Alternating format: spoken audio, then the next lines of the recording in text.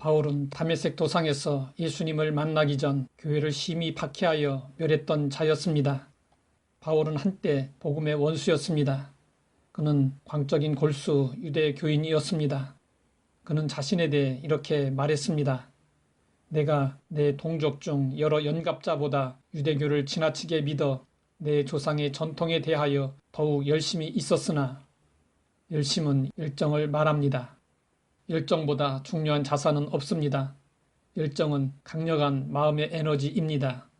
열정은 도전하게 합니다. 열정을 가진 사람에게는 장애물이 없습니다. 비록 방향이 잘못되었을지라도 바울에게는 누구도 따라올 수 없는 뜨거운 열정이 있었습니다. 하나님은 바울의 삶을 불러엎고 삶의 방향을 180도 완전히 뒤바꾸어 놓았습니다. 그러자 열정의 사람 바울은 하나님과 복음을 위해 죽음을 불사하는 사람이 되었습니다. 바울이 교회를 박해할 때 하나님이 그를 심판하여 멸하지 아니하시고 그를 불러 사도로 삼으신 것은 그에게 남다른 열정이 있었기 때문이었습니다. 바울은 예수님을 만난 이후 곧바로 사람들에게 예수님을 전했습니다. 바울은 열정적인 복음 전도자가 되었지만 그의 목숨을 노리는 자들로 인해 도망자 신세가 되어버렸습니다. 바울은 자신이 만난 그리스도를 전하고 싶은 마음이 간절했습니다. 하지만 그의 과거를 아는 제자들은 그를 동료로 받아들이지 않았습니다. 하나님은 바울에게 준비할 수 있는 시간을 갖도록 하셨습니다. 바울은 아라비아 광야로 들어갔습니다. 광야는 두렵고 황량한 곳입니다. 사나운 맹수들이 있습니다. 낮에는 불같이 뜨겁고 밤에는 무섭게 기온이 내려갑니다. 먹을 것과 물이 없어서 목마르고 굶주리게 됩니다. 그리고 광야는 사람이 없어 외로운 곳입니다. 그래서 주님과의 교제가 쉽고 주님의 음성이 명확히 잘 들립니다. 바울은 아라비아 광야에서 3년 동안 진지하게 자신을 돌아보는 시간을 가졌습니다. 이후 고향 다소에서 14년 동안 침묵하며 기나긴 준비의 시간을 가졌습니다.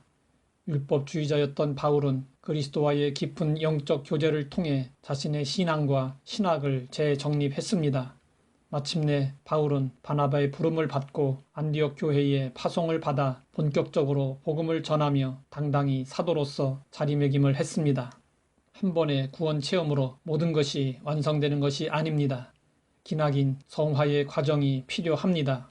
하나님은 우리의 열정만 가지고 쓰시지 않으시고 열정을 다듬고 또 다듬어 사용하십니다. 그러므로 지금 당장 무엇을 하겠다고 덤비는 것보다 하나님이 어떻게 준비시키시는지 깨닫는 것이 중요합니다. 하나님은 불같은 열정에 지혜와 겸손이 더해져 제대로 쓰임받을 수 있도록 인도하십니다. 하나님은 우리의 열정을 사용하기 원하십니다. 주님은 우리에게 말씀하십니다. 그러나 너를 책망할 것이 있나니 너의 처음 사랑을 버렸느니라. 내가 내 행위를 아노니 내가 차지도 아니하고 뜨겁지도 아니하도다. 내가 차든지 뜨겁든지 하기를 원하노라. 하나님은 우리가 열정을 회복하기 원하십니다. 처음 사랑을 버렸습니까? 아니면 여전히 처음 사랑으로 살고 있습니까? 주님의 일에 팔짱을 끼고 있습니까? 아니면 열정을 품고 참여하고 있습니까? 우리는 하나님 나라 확장에 대한 열정과 복음 전파에 대한 열정을 가슴에 품어야 합니다.